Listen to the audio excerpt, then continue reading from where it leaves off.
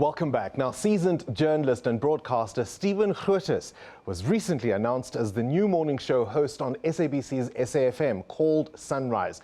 Today was his first broadcast, and he joins us now in the studio to tell us about this new chapter in his life. And because we're cheeky, we're going to ask him to provide some analysis and discussion around some of today's top stories. Good afternoon and welcome. Good evening, Bongani. Nice Good evening. There we go. That's how it works. Day one today. Have you survived? Yes, I think so. It was interesting and invigorating being in new and different airspace. It's an audience with particular challenges, and the reason that I really jumped at this opportunity was because I really firmly believe South Africa needs a proper discussion about so many issues. You know, for various reasons, for the last 4 or 5 years, we've spoken really about one issue, maybe one person. And now I think there's space in all the debates we're seeing around land, inequality, etc. All the debates that come out of the death of Winnie Madikizela Mandela, for example, are all about conversations we should have been having for the last 10 years. And unfortunately, for various reasons to do with our history, I think English is going to be the language those debates are held in. But I think SAfm is uniquely placed to have that discussion. I loved how you framed your ethos as mediated conversations. Tell me about that. So there are different ways that you can have a conversation. I mean, it is very easy to get on Twitter. It's almost free. And you can have a conversation, but it seems that on Twitter, people don't necessarily listen to each other. And one of the attractions for me about a mediated conversation is that people, you know, when Twitter started, I think many of us thought, and I was one of them, oh, we can have honest conversations, but that isn't what's happened. Instead, people feel shouted down if they take an unpopular position. They feel that they are not necessarily able to speak. Although, despite saying that, you know, very few instances of any kind of violence or anything like that on Twitter are incredibly rare. But what you can have with a mediated conversation, I think, and particularly in our situation where you have a very real, legitimate anger about the past and how it comes into the present and racialized inequality, is that people aren't going to come into the conversation if they're going to take an unpopular view unless there's mediation. To put it another way, I think one of the reasons we've had what we've had over the last few years in terms of the quite legitimate public anger is that the ANC, for a little while, maybe vacated its position as a leader in society. Right. I think after Nasrec, it's sort of back, and it's able to lead some of these discussions again. But I think what you can do on the radio with great effect is introduce people to each other without ever meeting each other. People can be friends with, you know, regular callers, hosts, whoever, people who have a different view, even if they dislike what they say and they don't agree. On Twitter, you never get that. And I suppose if on day one you earn the ire of someone like Tony Yingeni, you must be doing something right. Well, Tony Yingeni and I are old friends. And that's where you're going to leave it. So you had big guests, the leader of the opposition, former President Kgalema Motlanthe. What did they say? I thought former President Kgalema Motlanthe was fascinating. You know, sorry, I missed it. You missed a lot. You missed a thing. So I think there are a few things. I mean, you know, you will know that you will prepare an interview, and often the news bit comes for something you didn't prepare. Yep. And I hadn't prepared to ask him about land. I hadn't thought of it, and obviously I should have. And we spoke obviously about various issues, and then the conversation came to land and Nasrec, and he suddenly just sort of dropped in conversation, I think quite deliberately perhaps, that he felt the ANC had done the wrong thing by voting with the EFF. I mean, I asked him the direct question. What was his reason? He said, the way he put it was that what should happen is that the ANC should have negotiated and discussed whether to put it in the election manifesto, and let voters decide, rather than just go to Parliament. He felt it was rushed and there hadn't been proper discussion and proper consultation, not just with branches, but with actual members and then with voters. It's a really interesting point because you can have a big conversation about changing the constitution. It's really unlikely that you and I will get to decide in a referendum, although Brexit will show you that a referendum often doesn't solve anything. Indeed. That's a nice way to segue into the big political stories of the day. Of course, the weekend, it was all about the Democratic Alliance and its troubles. How have they emerged from this weekend? I don't think there's been any real change in direction. I would say that they've probably confirmed the direction they were going in. they have a fascinating problem. It's not really a problem as much as some people think it is, I think. It's a fascinating discussion and debate around diversity and how you achieve that. You want to achieve a properly diverse society in which everyone sort of has a fair chance, but it's not going to happen with racialized inequality. But quotas lead to other problems, especially for the DA. You know, their core voters, I think, would have real problems with the idea of quotas. So I think in some ways, politically, no matter how you feel about the policy or the ideology of it, politically, I think in a Ramaphosa era, they have no choice. They have to ensure their core vote comes out to back them, and they have to go that way, despite the difficulties that might create for the party in gaining votes of people who haven't voted for it in the past. But one of the problems they face with the leaders that they elected this past weekend is that same problem, that they can talk about diversity, but if what's happening at grassroots level isn't reflected in their leadership, it's all a game.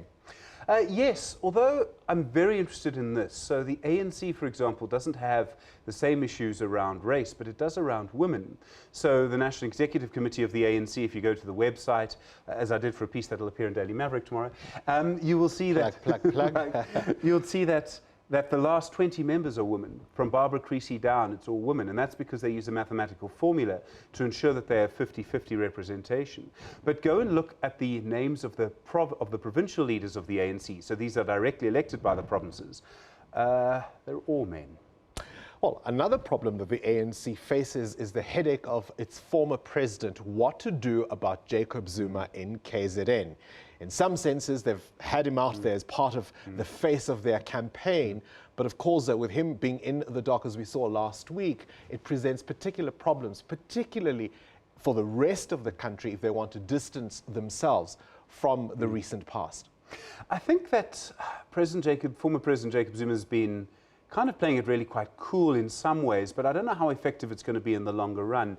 When he went and did the campaigning during that election, that voter registration weekend, I'm not entirely convinced that President Ramaphosa was watching and going, great.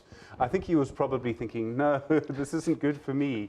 Because I think he knew what was going to come, which the argument would be, well, he's fine, you will use him and you will use President Zuma to campaign, but you won't actually help him in court. The ANC is in a difficult position. It brings back the past. All of that said, the idea that I think Zuma could still have a real significant political impact by removing votes for the ANC, I just don't see it. You look at the people who were around him, you look at the number of people who were there, it was nothing like what happened 10, 11 years ago. I mean, in those days when he was appearing in court in Pietermaritzburg, the person who represented the ANC was the Secretary General. Now, you know, Sikhlo Zikalala and the Premier were the only people there. That's a real shift, especially when you consider that Ace Magashule probably would have wanted to be there, but decided not to. Talking of Ace Magashule, I mean, we are a nation in mourning, as I said a little earlier on, but even in terms of how Winnie Madikizela Mandela is being remembered, who speaks, who says what to which audience, is also revealing once again the divisions within the party. And of course, the Secretary General not wasting an opportunity to subtweet people like Trevor Manuel and Julius Malema in his responses a little earlier this evening. I mean, in my experience, Trevor Manuel, the former Minister of Finance and Planning, I think he quite enjoys a good fight. And I think he probably was being very careful and knew exactly what he was doing when he took on Ace Magashule in that way. We shouldn't be surprised. I mean, around the world, when people die, their legacies are used for current day politics. It's been happening with Chris Hani since he died in 1993. And I remember when Nelson Mandela died and we were in mourning at the time, within, I think, 24 hours, Gwede Mantashe was Secretary General at the time and made the comment as COSATU was beginning to split that Zwelinzima Vavi was part of their planning and, you know, in death, Nelson Mandela was playing a reconciliatory role. So in some ways, this is not to be, what surprised me was actually the response from the Free State ANC when they were almost calling on the ANC itself to discipline Trevor Manuel and William Bulwani, the provincial secretary in the Free State, saying that, I mean, that's not going to happen. That's not the way the balance of power works at the moment, as I see it. And I think the danger in that is you up the ante, you say you must punish Trevor Manuel. I think Trevor Manuel knows he's not going to be punished, so he's going to keep going. And of course, he's got nothing to lose as far as this fight is concerned. But what does the ANC again do with the issue of Ace Magashule and all the things that are continuing to swirl around him? I mean, the allegations around that 3 million rand are very real issues to be dealt with.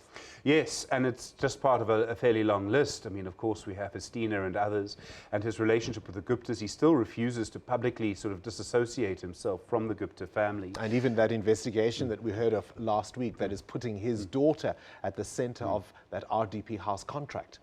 I think in some ways it kind of depends which ANC you ask. And I'm not being sarcastic when I say that. What I mean is that there's certain parts of the ANC, I think Jessie Duarte, for example, would support Ace Magashule. She's still the Deputy Secretary General. I think you would find other parts of the ANC. I mean, if you look at the quite public criticism in Parliament of Ace Magashule by the Deputy President and Deputy Leader of the ANC, David Mabuza, when he said, you know, I didn't get a leaving party and I was fine with that. Why did you spend 20 million on a leaving party in the Free State? I thought that suggests the balance of power is still with Ramaphosa. I mean, it's obvious that there's some deal with Mabuza. My sort of maths of it is that Mabuza will always back Ramaphosa against the Zuma side. And Magashule is on the Zuma side. Whether he would back Ramaphosa in other debates, I don't know. And so I think Magashule is in a complicated position. If I were Ramaphosa, I would just sit back and wait for the position of the National Prosecuting Authority head to become vacant. And what happens to people like Malusi Gigaba, for example? The president has expressed a concern around what's emerged in the courts. How does he deal with all of this and still tell us about a new dawn? So timing can sometimes be everything in politics. And I think by making him Home Affairs Minister, I think the president knew that Malusi Gigaba's sort of chickens would come home to roost. And that's kind of what has happened. You know, the next fight would be around the reinstallation of Derek Honeycomb as tourism minister. The fight around visas will continue. And Derek Honeycomb will come hard at that. And I think you'll see that Malusi Gigaba's life just gets worse and worse. The Gupta stories will go on. The scandals aren't finished yet. More things will, more of those Smolenyanas will tumble out of the closet. And I think he will wait until Malusi Gigaba almost is begging to resign. And he will wait for quite a long time. And a quick one before you go. Patricia de Lille, the end of the road with her and the DA. And of course, Athol Trollip facing another motion this week. Yeah, I think Athol Trollip will probably still survive if you look at the maths. I think the Patriotic Alliance, although, I mean, they claim their arguments are out of principle, but they also happily accept the position of Deputy Mayor. I think that with Patricia de Lille, it's a much more complicated thing. That's damaging for the DA. They know it. They want to end it as quickly as possible, but Patricia de Lille is nothing if not a fighter. What's on tomorrow? Well, are you sure you want to tell me? Pravin Gordon will be on SAfm Sunrise tomorrow, 7:05. There you go. You should listen in. That's Stephen Grootes, the host of SAFM's Sunrise, with us in the studio.